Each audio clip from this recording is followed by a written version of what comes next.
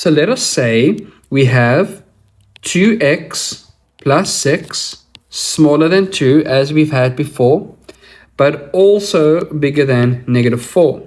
So if I ignore the left-hand side, I would have 2x plus 6 smaller than 2, and I can move the 6 to the right-hand side, and that becomes minus 6. So therefore we have 2x is smaller than negative 4. And if I divide both sides by 2, I say x is smaller than negative 2.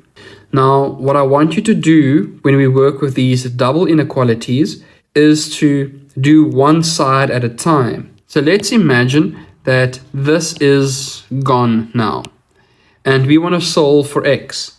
So if we repeat those calculations, first we took over the 6, then we said negative 10 is smaller than 2x, and I divide both sides by 2, so x is bigger than 5.